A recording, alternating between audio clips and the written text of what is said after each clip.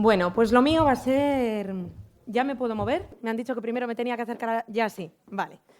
Bueno, pues mi charla va a ser mucho más improvisada porque yo soy así. Os voy a contar un poco mi historia y además voy a ser muy breve porque luego a mí me gusta contar lo que a vosotros más os pueda interesar, ¿no? Entonces me parece que lo bonito de esto es que yo os hago una introducción de quién soy, de a quién represento, a quién pongo voz. Os cuento un poco mi titular y a partir de ahí sí que estoy muy abierta a preguntas porque al final quiero que de aquí os llevéis dos mensajes muy sencillos míos y el resto cualquier curiosidad que vosotros podáis tener. Voy a empezar siendo un poco ególatra, ¿no? Pero contándoos un poco mi historia porque creo que viene al caso. Yo estoy aquí, yo soy periodista. Me encantaban los medios de comunicación, era muy feliz en mi vida de medios, he trabajado en La Voz de Galicia, en la cadena SER, en la cadena COPE y finalmente en política, en el Congreso de los Diputados. Y en medio de todo eso, un buen día me hablaron de una niña de AUSI que necesitaba 8 órganos vitales. Yo, harta de estar en comisiones de sanidad en el Congreso de los Diputados, nunca había oído hablar de esto. Y me pareció que aquello que me contaban era casi como de ciencia ficción, ¿no? Que me estaban contando la historia de niños a los que le tenían que cambiar 8 órganos. Yo, la verdad, no tenía registrado ni que hubiera tantos. Así que fui a conocer a aquella niña, tenía 2 años, me pareció una historia de vida sobrecogedora, pero sobre todo me pareció que era una historia de vida que tenía que contarse. Y después de AUSI descubrí que había muchos otros niños que, desgraciadamente, y en contra de esas cifras maravillosas de las que presume con muy buen criterio y con mucha razón la ONT porque tienen el mejor sistema de donación del mundo, pero es verdad que hay otras cifras, hay otros resultados y hay muchos niños que cada año se mueren en una lista de espera. Yo supe entonces que un grupo de padres se había encontrado en el año 2006 en las puertas del Hospital La Paz, había descubierto que existía este tipo de tratamiento, que sus hijos, que no podían comer ni beber por la boca, tenían una única oportunidad. Una oportunidad que 2 locos, que son el doctor Gerardo Prieto y el doctor López Santamaría, un gastroenterólogo y un cirujano, habían decidido poner en marcha por primera vez en España y muy poco después de que se pusieran en otros lugares del mundo, ¿no? Se hace en muy pocos lugares este trasplante. Es un trasplante tan poco reconocido que ni siquiera en la diapositiva de la ONT he visto que figuraba hoy.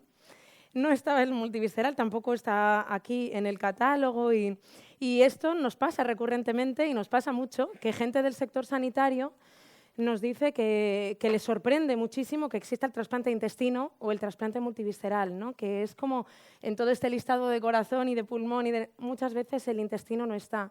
Y esto hace que padres que están esperando en una lista de espera porque llegue ese intestino, ese aparato digestivo, lo lleve con mucha frustración, ¿no? Cuando yo supe todo esto y descubrí esto que os acabo de contar, decidí dejar mi trabajo y dedicar tiempo a NUPA, que es la asociación en España que atiende esta patología.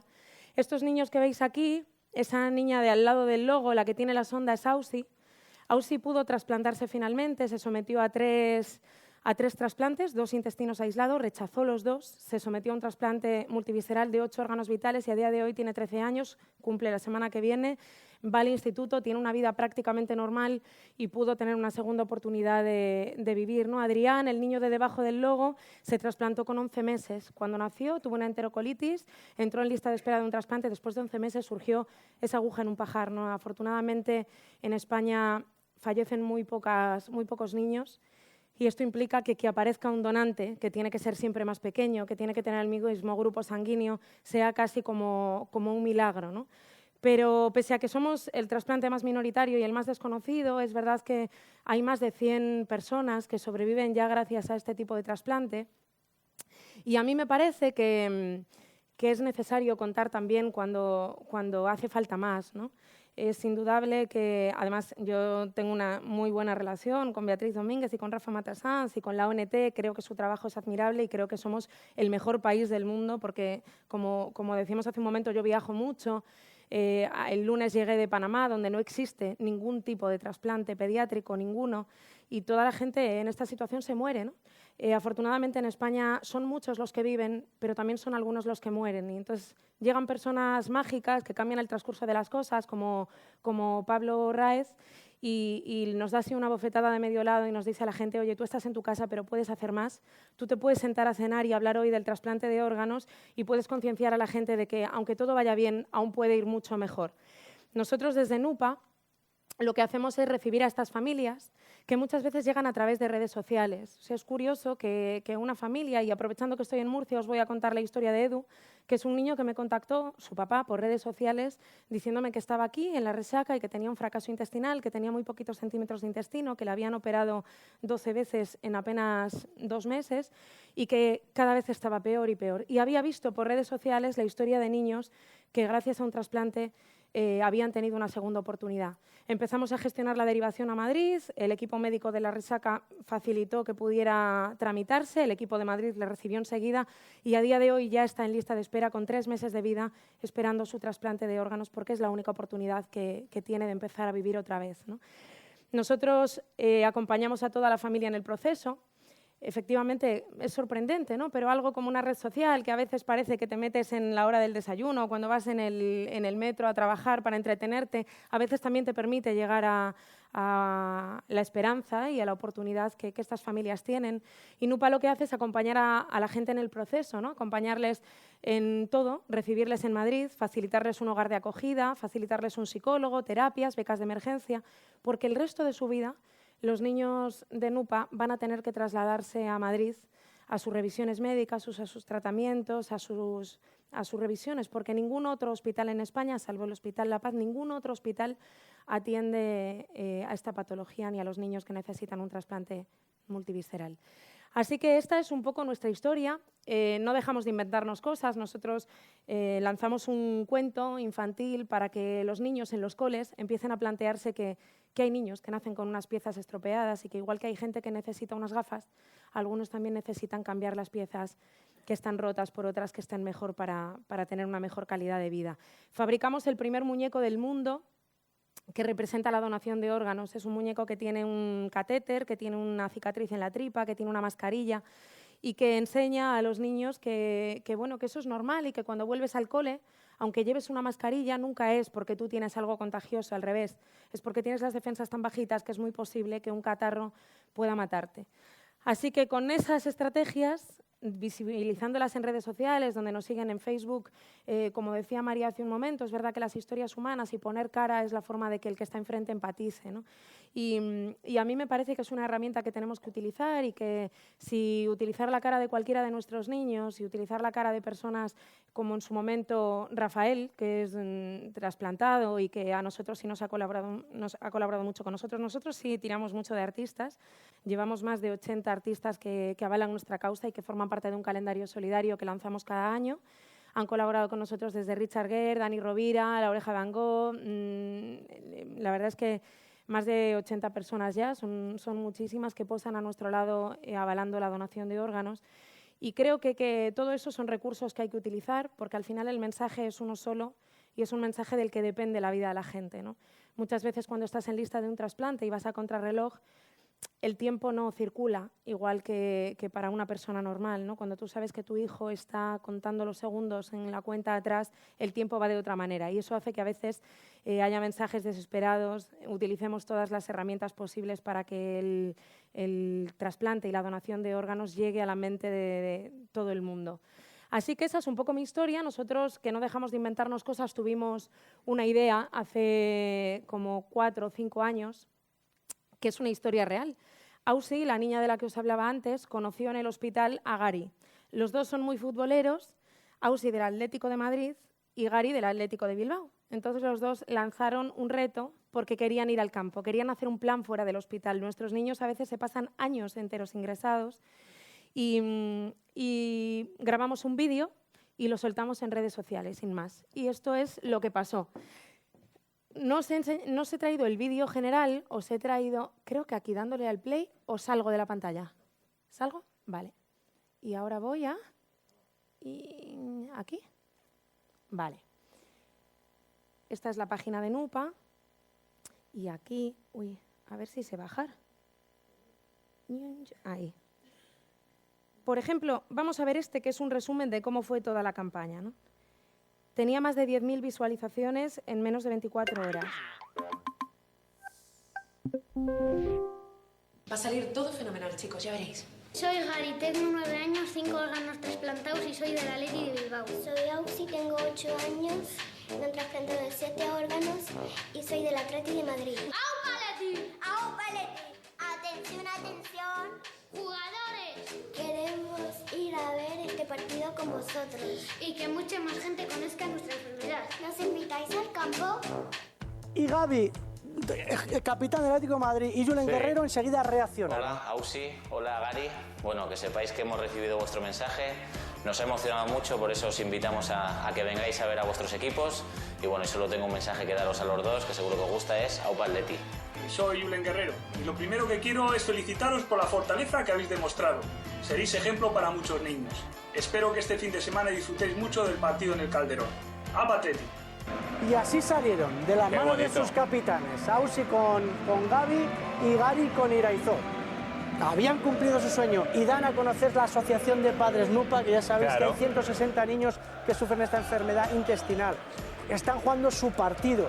Hay 2 niños que perdieron el partido esta temporada. Y luego Jorge Blas les hizo también un truco. Quiero haceros una magia a los dos, ¿vale? A los dos a la vez. Venga, coge una.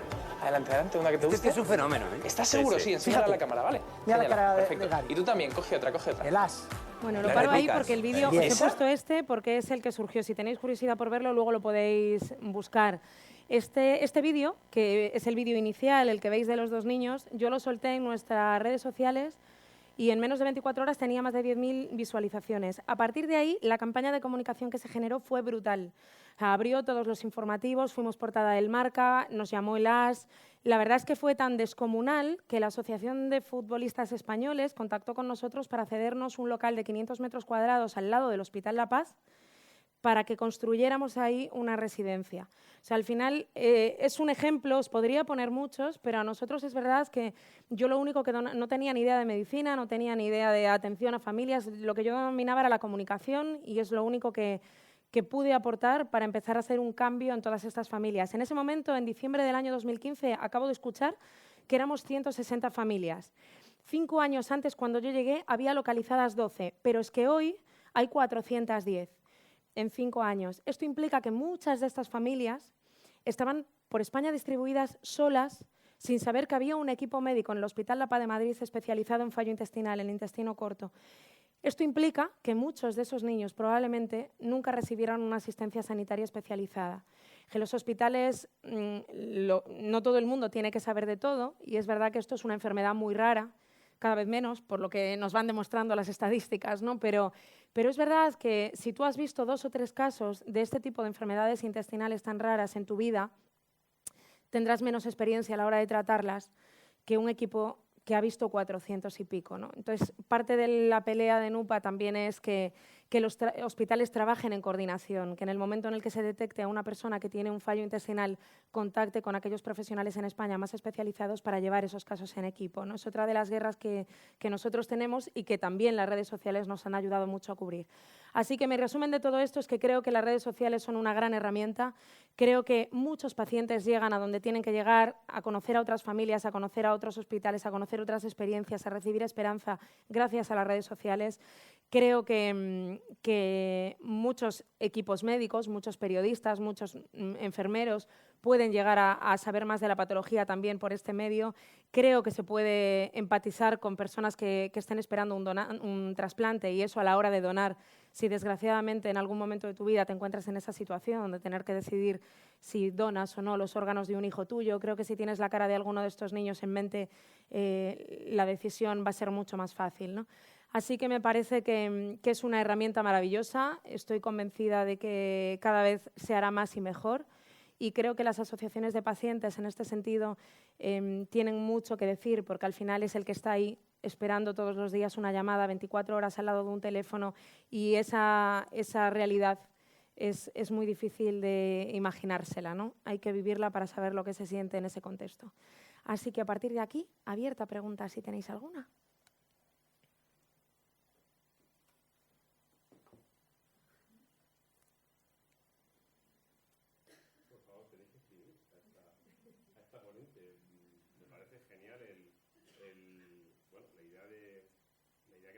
comentado. Yo sigo desde hace mucho tiempo y es impresionante la campaña que se está haciendo en Internet y creo que es buen momento para que le preguntéis, no sé, háblanos un poquito de las cifras que tenéis, en cuanto a seguidores. Facebook es lo que a nosotros más nos funciona, pero creo que parte también es porque el perfil de familia de Nupa, o sea, mamá hospitalizada con un niño enfermo, muchas horas en el hospital. Twitter, como decía María, yo creo que es un perfil mucho más profesional. Ahí a lo mejor tenemos más comunicación con la ONT, con los hospitales, con profesionales. LinkedIn también últimamente nos han llegado muchos mensajes a través de LinkedIn. Todas.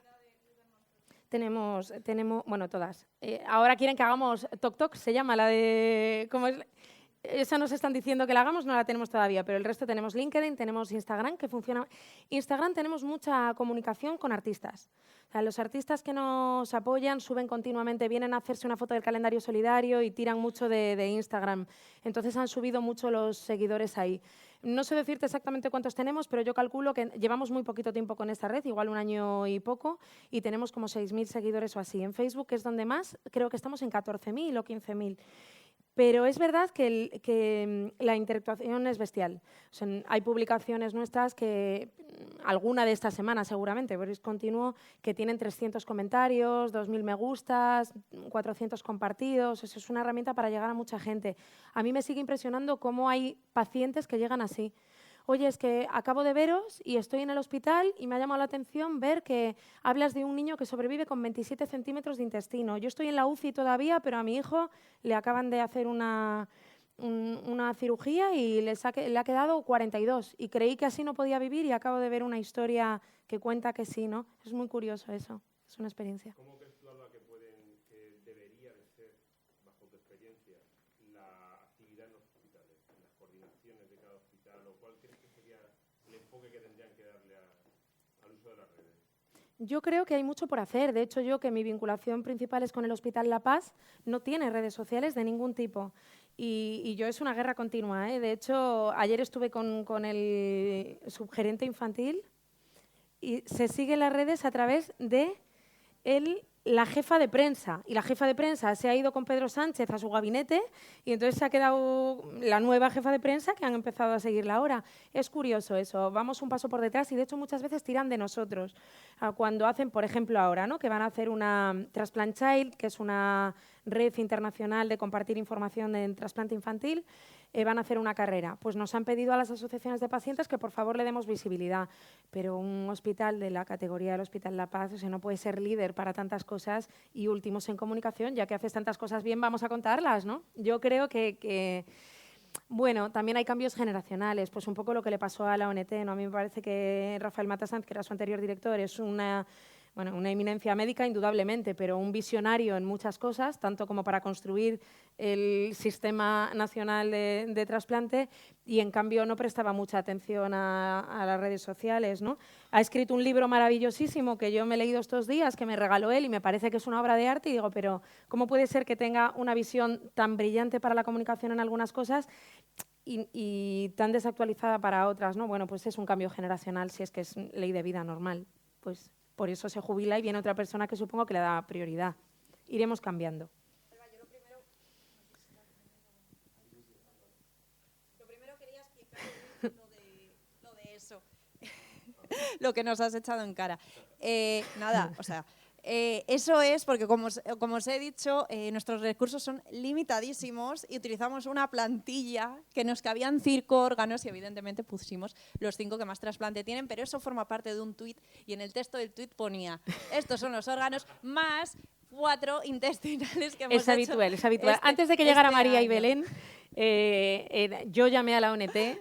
Además, yo tengo una relación un poco amor-odio con la ONT. De verdad que me parece que es una labor maravillosa. De hecho, somos vecinos. Mi sede está enfrente de ellos y yo estuve la semana pasada con ellos. Sí, estaba yo en otra Pero es reunión. verdad que no hace mucho, antes de que llegarais vosotras, llamé con un cabreo descomunal porque entrabas en la página de la ONT y explicaba los trasplantes. Esa página no...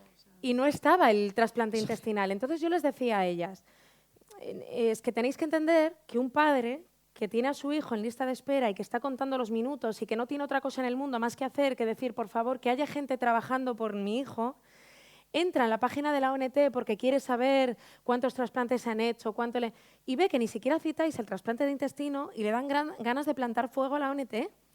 Es verdad que yo sé que luego las listas son súper transparentes, que es un sistema limpísimo, que es una cosa extraordinaria el funcionamiento y que el apoyo es brutal y además a mí me parece, ahora os voy a contar una anécdota si queréis, de los propios médicos, ya no de los coordinadores solo, que también, sino de Paco Hernández, que es un cirujano que yo quiero muchísimo y que es un tipo implicadísimo, hizo el Camino de Santiago, tuvimos un año muy malo y fallecieron varios niños en lista de espera y Paco decidió invertir sus vacaciones en hacer el Camino de Santiago, ¿no? Y mientras hacía el Camino de Santiago me escribió y me decía, qué pena me da saber que los niños que viven dentro del hospital no van a poder hacer este camino nunca porque creo que es una experiencia increíble. Y dije, bueno, ¿por qué no? No hay caminos imposibles, ¿no? Y entonces organizamos un Camino de Santiago con los médicos, enfermeros y niños hospitalizados, algunos trasplantados de 7 órganos y otros en lista de espera de trasplante, pero niños con el trasplante más complicado que hay, ¿no? Y Paco, por supuesto, estaba con nosotros. Y en este transcurso de no hay nada imposible y todo puede pasar y todo, tú vas oyendo historias por el camino de gente que te cuenta experiencias buenas y malas, ¿no? Y esto al final, vamos a pensar en positivo, vamos a hacer que las cosas salgan bien, creo que anima, que ayuda a creer en la donación de órganos, que ayuda a ver la sonrisa del trasplante de la persona que ha recibido un trasplante y ver esta calidad de vida creo que suma. O sea, yo soy partidaria de dar una comunicación muy positiva, pero también hay que pensar en los que están ahí desde hace 4 años viendo cómo su hijo se deteriora y nunca surge su trasplante. Y a esa persona tenerla en cuenta y que no se sienta un invisible es una cosa fundamental.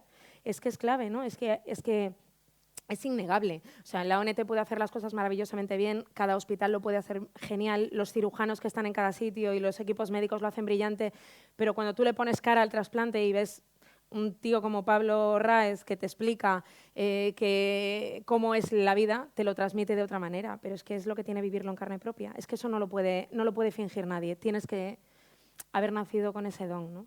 Y a mí me parece que en eso aún nos quedan algunas cosas por hacer y seguirán llevando personas fantásticas que den lecciones de este tipo, ¿no? Y a través de las redes sociales lo facilitas mucho. Sí, yo creo que ahí las asociaciones de pacientes tenéis un punto muy importante, porque quizá nosotros sí que damos una información un poquito más, pues datos, análisis. Técnica, es claro. verdad, sí, que puede ser un tipo de información más frívola y es verdad que nosotros, gracias a las asociaciones de pacientes, siempre que contactamos con algún paciente, son personas encantadoras que están encantadas de ayudarnos y de colaborar, y yo creo que el punto intermedio son las asociaciones de pacientes y sois los que quizá estáis humanizando más esos mensajes, esa labor general que se hace entre todos, así que se intenta. Os damos las gracias. ¿Más preguntas? Bueno, antes de hacerte una pregunta, como aquí hay muchos alumnos míos de comunicación, perfil joven del que estáis hablando, me parece imposible que no tengáis preguntas, que no os maraville lo que os está contando. Si no lo conocéis, me parece una oportunidad que estáis teniendo. Si queréis comunicar calladitos, comunicamos poco. Y os doy la oportunidad, no es una bronca, es que no lo entiendo. Y precisamente un objetivo prioritario que tienen ellos, que tienen las asociaciones, es que implicaros a vosotros, a la gente más joven. Entonces, no hay preguntas erróneas, ni tenéis que dar aquí una ponencia, para ello están ellos. Pero si surge cualquier duda, o os encanta lo que habéis visto, o os horroriza, o lo que sea, intentad comunicarlo, porque si no, flaco favor estáis haciendo, ¿vale? Mi opinión. Y ahora te hago la pregunta, ¿vale? Aunque sea un tema un poco polémico, a mí me ha pasado, ¿no? Yo he trabajado 20 años en medios de comunicación, pero ahora me dedico más a comunicación institucional, o sea, yo le cuento la ciencia a periodistas y medios para divulgarlo. Y a mí me ha pasado, desde el caso Nadia, que aunque no sea directamente trasplantes y... Lo conozco muy de cerca, de hecho es un tema... Yo convoqué una rueda de prensa, fíjate, yo convertí aquella putada, pues no tiene otro nombre, en una oportunidad. O sea, a mí el caso Nadia me benefició. Ahora te cuento un poco la historia. A mí ese caso me dolió mucho por 2 razones. La primera, que el periodista que lo escribió, Pedro Simón, es íntimo amigo mío. Entonces, le engañaron radicalmente. Él es un periodista como la copa de un pino. De hecho, el lunes que viene va a hacer un reportaje sobre nuestra residencia y es un tipo que a mí me ha ayudado mogollón. Creo que escribe los reportajes sociales, os lo recomiendo a los estudiantes de comunicación que no lo hayáis leído porque es un auténtico crack de la comunicación. Y Pedro Simón confió en ese padre. La historia, para los que no la conozcáis, os la resumo mucho. Es un señor que hablaba de su hija enferma, con una enfermedad muy rara, que decía que solo se estaba investigando en no sé qué país de Oriente y enviaba... Sí, entonces enviaba fondos. El hombre decía que necesitaba dinero, que estaba muy cerca de la cura, que la niña necesitaba terapias, total.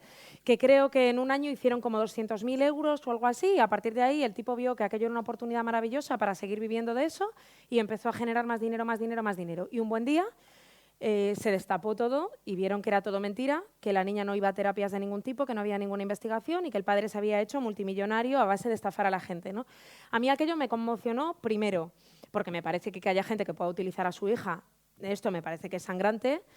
No sé, yo tengo un amigo, el padre Ángel, de Mensajeros de la Paz, no sé si le conocéis, premio Príncipe de Asturias de la Concordia, que él dice siempre que igual que hay gente que nace sin una pierna, hay gente que nace sin alma, ¿no? Y yo creo que en casos como este es así, algún trastorno severo tienes. Pero además me dolió porque habían engañado a un periodista amigo mío que intentó ayudarle y que le metieron de fango hasta aquí. Y tercero, porque dejas de creer en las asociaciones. Y yo en ese momento oí mucho aquello de, ¿ves? Para ayudar, para que te hagan esto todo el rato. Entonces yo convoqué automáticamente una rueda de prensa en el Hospital La Paz. Y mi consejo fue a periodistas, a donantes, al señor que va a donar 5 euros, al que va a enviar juguetes a una ONG, que vayan a ver la ONG, o sea, que la conozcan. Pero si es que la gente que no tenemos nada que ocultar, es lo que decía María hace un momento, la ONG no tiene ningún problema en contestar en un hilo público porque no tiene nada que ocultar. Si a mí me llamas mañana y me dices, Alba, yo te quiero hacer un donativo de 10 euros, pero es que quiero ver en qué lo vas a invertir, yo te voy a decir, ven, estoy aquí en Pedro Rico 27 o en el Hospital La Paz, planta segunda. Es, que hay gente que engaña, sí, en todos los contextos, pero es que seguramente todos os ha engañado un amigo alguna vez o vuestra madre no se habla con su primo porque es muy rarito. Hay gente así y ante eso lo único que queda es que vayamos a la fuente de todo y que trates de ver con tus ojos lo que otros te están contando porque desgraciadamente hay gente que te engaña. Es el caso Nadia, fue una putada que yo convertí en una oportunidad. A partir de aquella rueda de prensa muchísima gente me llamó para decirme quiero colaborar contigo, voy a ir a veros o quiero hablar con alguna de las familias. Y si tú no tienes nada que ocultar, ¿dónde está el problema? Dime qué niño te gusta y mañana hablas con su madre. Bueno, aquí está la madre de uno de los niños de la asociación. Al final, si tú eres transparente, eso se ve. Pero hay profesionales del engaño, claro, los hay.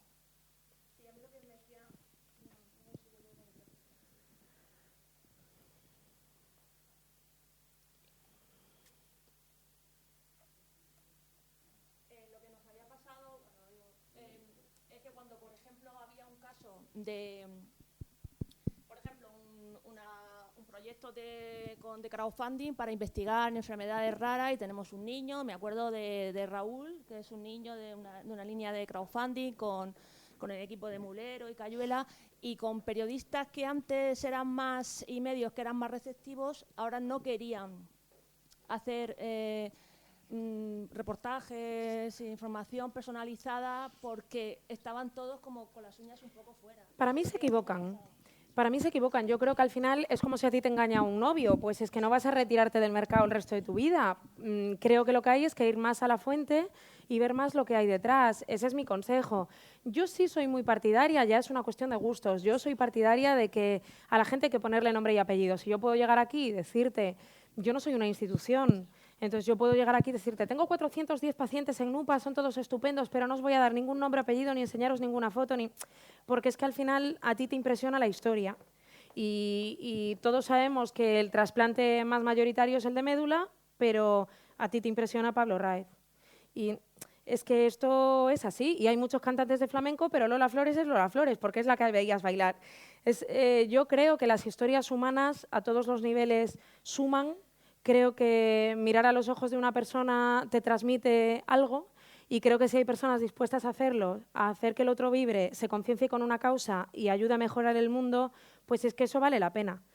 Ojalá pudiéramos conocer a los miles de trasplantados que han surgido este año, pero es imposible. Por lo menos conozcamos algunos que nos lleven esa historia de superación y que nos enseñen cosas positivas, ¿no? Es que al final, si no, seríamos máquinas.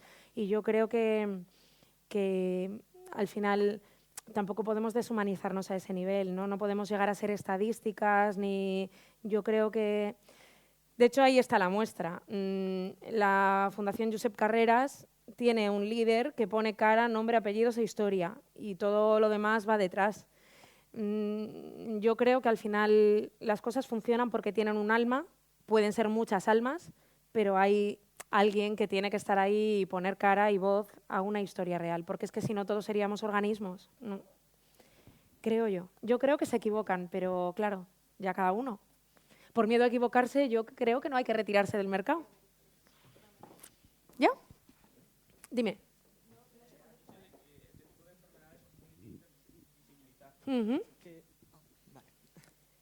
¿Qué acciones podrían hacerse desde el sistema sanitario para visibilizar este tipo de enfermedades tan poco comunes? Primero, no decirle a las familias que son tan poco comunes, porque no son tan pocos como creíamos. Yo cuando llegué aquí, la verdad, la primera vez que fui a conocer a Ausi dije, pero esto tiene que ser mentira. ¿Cómo va a haber gente trasplantada de 8 órganos y que nadie lo sepa? Yo, que además era periodista y que me consideraba que estaba bastante al día y leía los periódicos. Creo que muchas veces miramos a nuestro alrededor, ¿no? Pongo el ejemplo de Murcia, pero es que ha sido hace 15 días.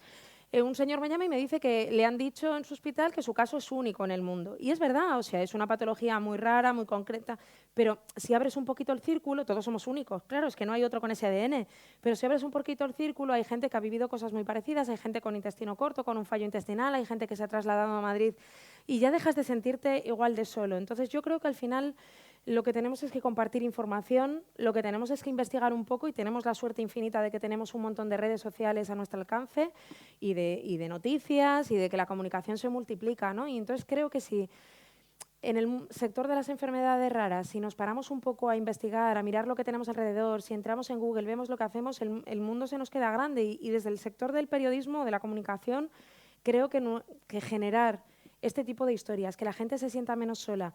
Yo creo que la enfermedad más dura que existe es la soledad y creo que puedes estar muriéndote y si no te sientes solo, te vas a morir mucho más tranquilo. Creo que lo que podemos hacer los comunicadores es hacer que la gente te acompañe en ese proceso y pase la desgracia que te pase, si tú no estás solo en el camino te va a ir mucho mejor. Entonces creo que ya solo hablar las cosas es una forma mucho mejor de superar las dificultades, exteriorizarlas, compartirlas y ver que puedes aprender de algo que ha vivido el de al lado, ¿no? Esa es mi opinión. ¿Ya? Pues muchas de nada. La verdad es que tenía muchísimas ganas de que vinieras